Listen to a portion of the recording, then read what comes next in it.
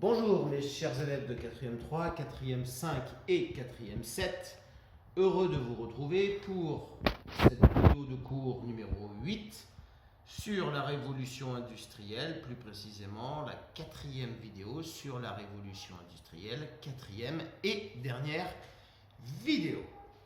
Nous n'oublions pas les gestes d'usage. Un petit bonjour à Dédé la grenouille qui, je le précise, est en train d'achever ce chef-d'œuvre d'Émile Zola, Germinal, chef-d'œuvre sur lequel nous travaillons.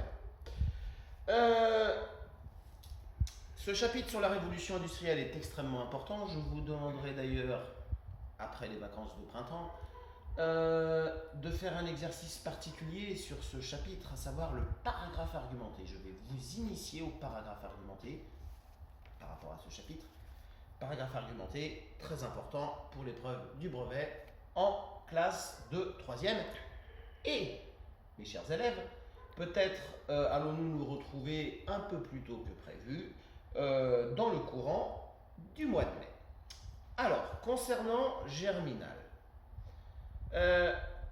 qu'avons-nous étudié jusqu'à présent? Nous avons étudié l'univers de la mine, la description de la mine, les différentes tâches à effectuer dans la mine, le travail des mineurs en général, leurs conditions de travail absolument épouvantables, à travers un certain nombre d'extraits du film Germinal, tiré de l'œuvre d'Émile Zola. Nous avons également étudié l'univers des mineurs, leur mode de vie, leur habitat, leurs conditions de vie. Même chose pour les bourgeois, leurs conditions de vie, leur habitat, leur mode de vie. Les bourgeois, je le rappelle, les grands gagnants de la révolution industrielle, puisqu'ils possèdent les mines et les usines. Et donc, nous allons terminer cette œuvre avec la dernière partie sur les conflits sociaux. Question, pourquoi Étienne Lantier pousse-t-il les mineurs à la grève ou à faire grève? Souvenez-vous, Étienne Lantier est le héros de Germinal, chômeur au début du film, il est embauché dans la mine et à travers ses yeux, nous découvrons l'enfer de la mine. Eh bien, Étienne Lantier, nous allons le voir tout de suite dans un extrait, va pousser les mineurs à la grève. Pourquoi? Eh bien, parce que, comme dans beaucoup de mines à l'époque, le patron de la mine décide de payer le boisage aux mineurs. Souvenez-vous, le boisage, c'est la consolidation des galeries au fond de la mine. Le temps passé à boiser n'était pas payé. La seule chose qui était payée, c'était le fait de remplir le plus de berlines possible de charbon. Et comme le boisage n'était pas payé, les ouvriers négligeaient le boisage. Et donc le patron décide de payer le boisage. Mais en contrepartie, eh bien, il va diminuer fortement le salaire qu'il versait pour chaque berline remplie de charbon. Et au final, quand on fait le compte des deux, eh bien, le salaire des mineurs s'est révélé encore plus faible qu'avant. Pour les mineurs, c'en est trop. Ils vivent dans des conditions de pauvreté extrême, dans un univers de travail absolument monstrueux, et leur salaire diminue. Ils décident donc de se mettre en grève. Qu'est-ce que la grève? Alors la grève, c'est d'abord un acte collectif. Autrement dit, c'est une chose qu'on fait à plusieurs. Pas une chose qu'on fait tout seul. On ne se met pas tout seul en grève. C'est un acte collectif d'arrêt de travail. C'est-à-dire que dans une entreprise, une usine, une mine, un certain nombre de salariés, ensemble, décident d'arrêter le travail et d'entrer dans un rapport de force avec le patron. Autrement dit, une certaine forme de confrontation avec le patron. Le but, c'est d'arrêter le travail pour que l'entreprise ne fonctionne plus, ne tourne plus. Ainsi, le patron ne fait plus de bénéfices. Et ainsi, pousser le patron à accepter ce que l'on réclame, accepter nos revendications comme des hausses de salaire. C'est donc un moyen de combat pour améliorer ses conditions de travail et ses conditions de salaire. Simplement, qui dit grève dit perte de salaire. Lorsque l'on est en grève, aujourd'hui comme à l'époque, on n'est pas payé. Et donc on prend un risque. On prend un gros risque puisque l'argent ne rentre plus dans le foyer. Et ce risque, il est d'autant plus important à l'époque que, nous l'avons dit maintes et maintes fois, les mineurs gagnent déjà très peu d'argent. Hein, avec leur salaire misérable, ils arrivent à peine à vivre, en fait, ils survivent, et en se mettant en grève, eh bien, leurs conditions de vie vont s'aggraver encore plus. Donc, à l'époque, quand un mineur se met en grève, ce n'est pas une décision anodine, il prend des risques pour lui et pour sa famille. Le risque de ne plus rien pouvoir acheter, de ne plus pouvoir manger. Et lorsque l'on fait une grève, nous ne sommes jamais sûrs du résultat. Nous ne savons jamais si à la fin le patron va céder et accepter nos revendications. Donc on prend un risque important. Regardons donc ce premier extrait où Étienne Lantier va pousser ses collègues mineurs à se mettre en grève.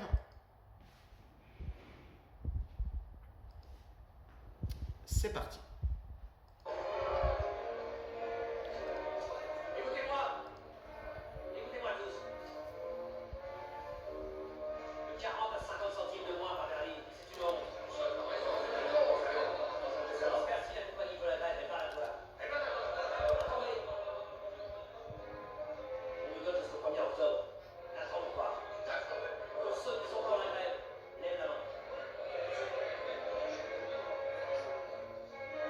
Alors là, je le répète, ce n'est pas un acte anodin. Hein. Ils prennent vraiment des risques pour eux et pour leur famille, étant donné que même sans grève, ils sont déjà dans la survie, sans aucune garantie de réussite.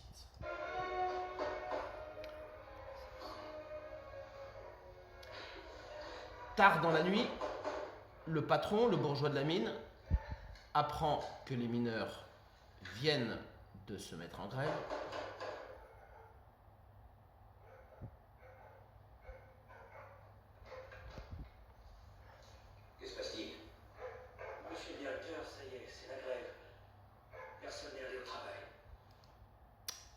Nous allons maintenant voir le deuxième extrait.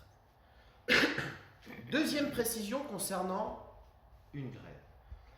Pour qu'une grève soit efficace, eh bien, il faut qu'elle mobilise le plus de grévistes possible dans l'entreprise ou dans l'usine ou dans la mine.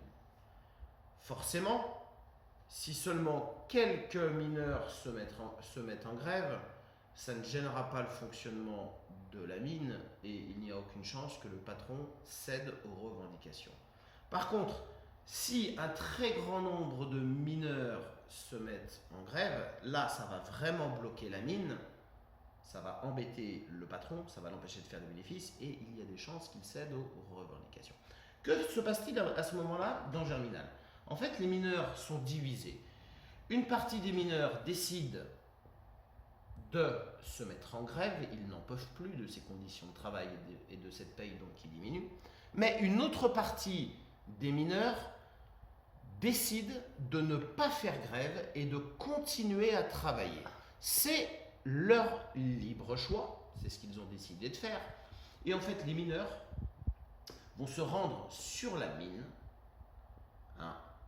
pour bloquer la mine, parce qu'ils se rendent compte que comme certains mineurs continuent à travailler, eh bien la mine continue à fonctionner, ça ne gêne pas le patron et il y a peu de chances que le patron cède.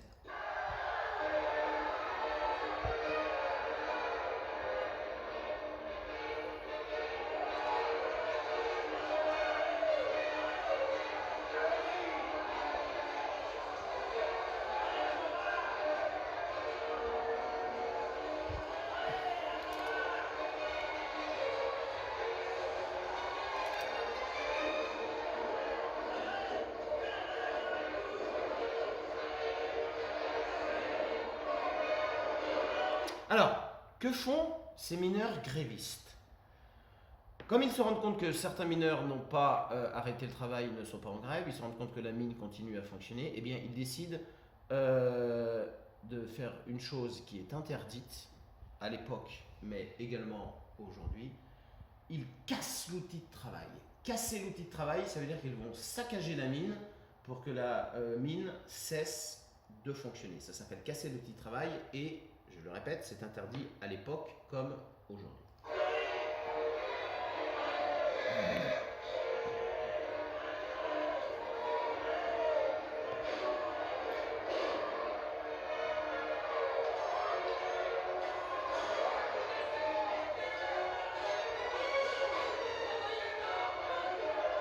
Vous voyez, les grévistes s'en prennent aux non-grévistes.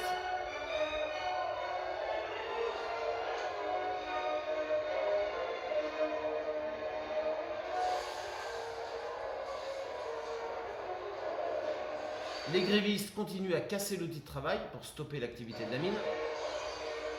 Hein, ils cassent cet élément si essentiel pour les mineurs, les lampes, la lumière au fond de la mine, le soleil au fond de la mine.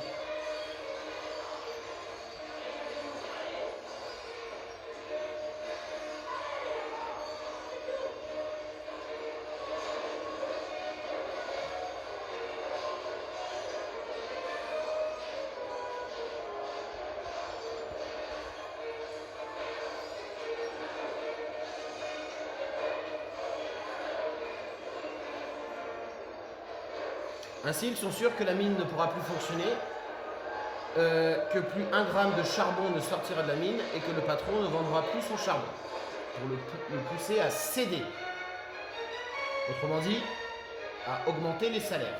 Et là, Maheu, hein, souvenez-vous, le chef de famille, qui a pris Étienne Lantier sous son aile, va rompre le câble qui fait descendre et monter la cage dans le puits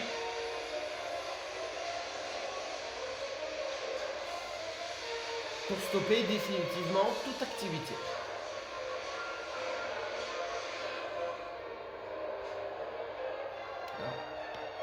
C'est cette énorme roue et ces différents câbles qui font descendre et monter la cage.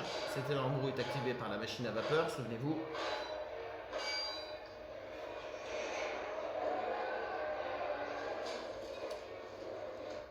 Scène suivante.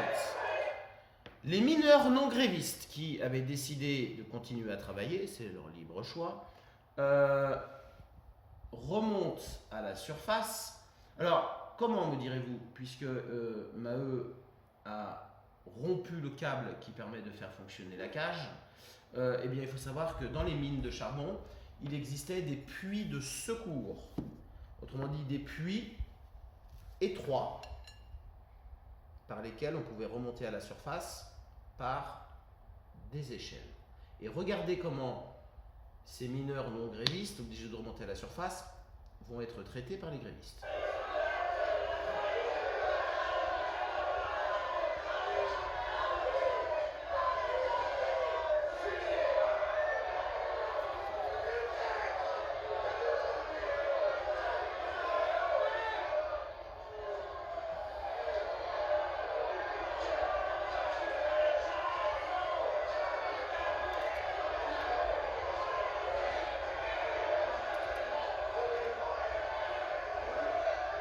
Alors, ça évidemment c'est interdit à l'époque comme aujourd'hui, hein. Empêcher des collègues de travailler, les obliger à être grévistes, c'est totalement interdit. Tout le monde a la liberté de se mettre en grève ou de travailler.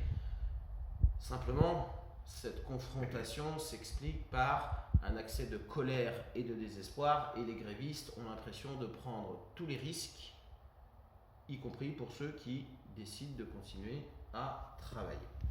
J'avance un petit peu dans le film et dans l'œuvre de Germinal. La grève va durer, le patron ne veut rien entendre, le patron ne va pas céder, autrement dit, il va affirmer aux mineurs qu'il n'augmenterait pas les salaires, et donc dans chaque famille de mineurs se pose la question simple mais essentielle, faut-il continuer la grève ? Cette grève valait-elle le coup ? Autant de sacrifices pour n'avoir rien obtenu. Regardons cette scène. Nous sommes chez les Maheu. Tu vois, c'est mon puits. Ça me fait de la peine de ne pas y être descendu depuis 2 mois. Bah, ils sont partis chercher des ouvriers en Belgique. C'est vraiment foutu. Les Belges, ils n'oseront pas. Qu'ils fassent tant descendre des Belges s'ils veulent qu'on démolisse les fosses. Ouais,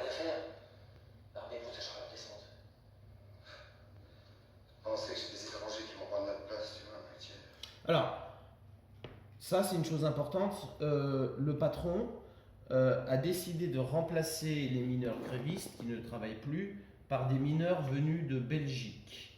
Alors, ça, à l'époque, c'était possible. Aujourd'hui, c'est strictement interdit. Aujourd'hui, dans une entreprise, lorsque les salariés sont en grève, le patron n'a absolument pas le droit de les remplacer par d'autres salariés venus d'ailleurs, hein, pour les remplacer quelques jours. Cela s'appelle casser une grève. Mais à l'époque, c'est ce que va faire le patron. Ça me crève le cœur. On est foutu, j'en ai peur. Il va falloir céder. Qu'est-ce que tu dis?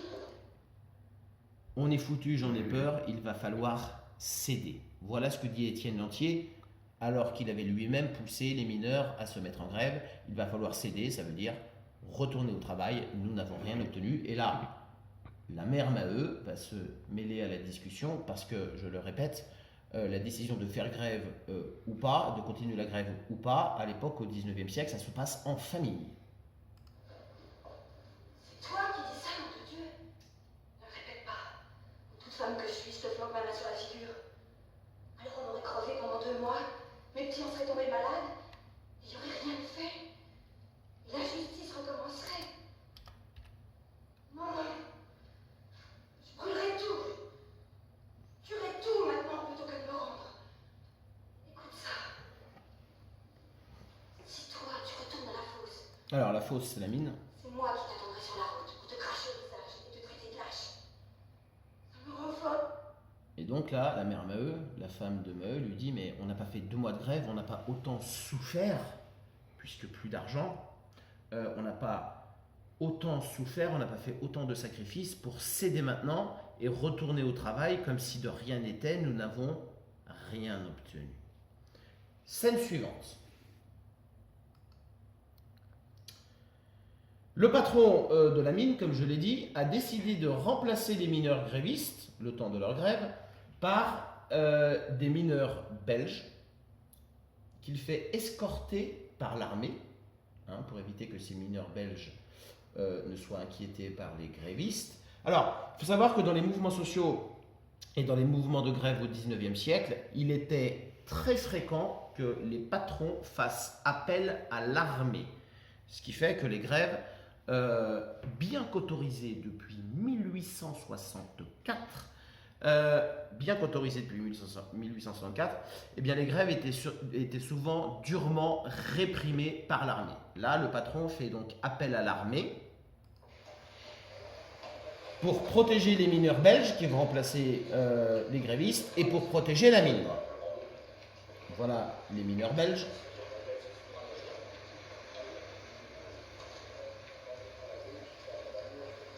On avance un petit peu.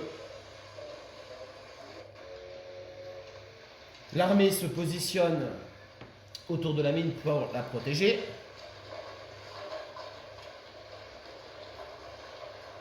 Et les mineurs grévistes s'approchent.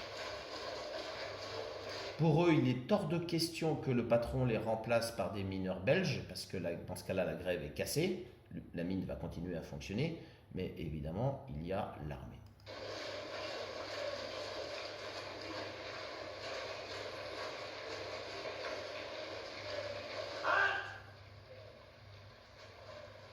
Évitons le massacre. Essayons de nous entendre. Je crois que vous pouvez comprendre notre colère.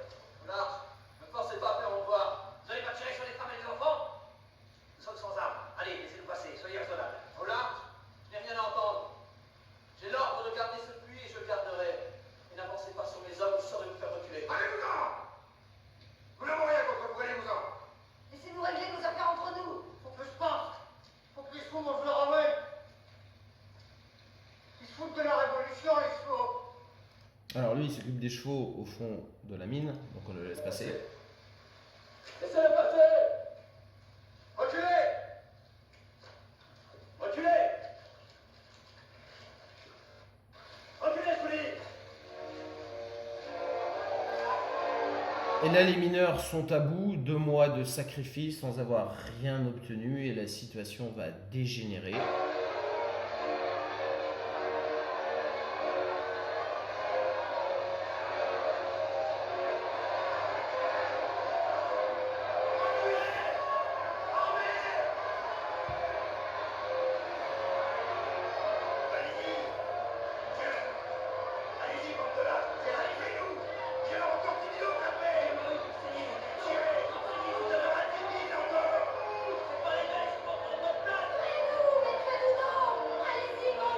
Là, les grévistes savent évidemment qu'ils ont perdu. C'est comme un acte, un dernier acte de désespoir.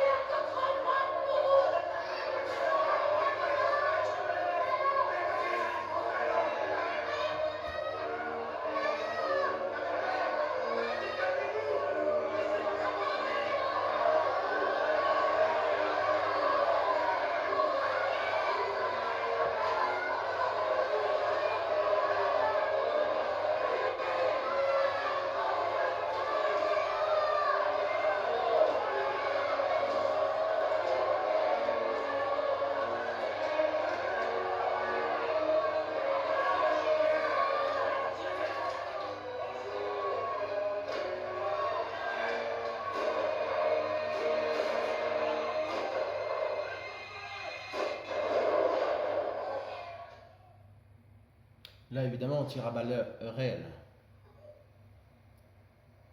Alors, on va s'arrêter là dans notre étude. Nous avons fait le tour de tous les aspects que nous devions étudier. Je n'en dis pas plus sur la fin de Germinal. Hein. À la fin, d'autres péripéties, d'autres drames, et puis finalement, les mineurs, n'ayant rien obtenu pendant ces 2 mois de grève, en souffrant énormément, eh bien, se résignent à retourner au travail au fond de la nuit. Je vous demanderai donc, après les vacances de printemps, de réaliser donc un paragraphe argumenté, c'est-à-dire un texte organisé sur la révolution industrielle et plus précisément sur les mines au XIXe siècle, à travers cette œuvre de Germinal. Je vous encourage encore une fois à lire ce roman très documenté, source historique, qui se lit très bien, hein, je vous l'ai dit, l'écriture n'est pas du tout difficile ou hardie. En tout cas, je vous invite fortement à regarder le film, mais en entier, hein, puisque nous avons simplement regardé et surtout étudié certains extraits. Bien, mes chers élèves, c'est tout pour aujourd'hui. Je vous souhaite une bonne soirée, prenez soin de vous, prenez soin de vos proches. Un petit coucou à Dédé la grenouille et j'espère très vite vous retrouver en classe.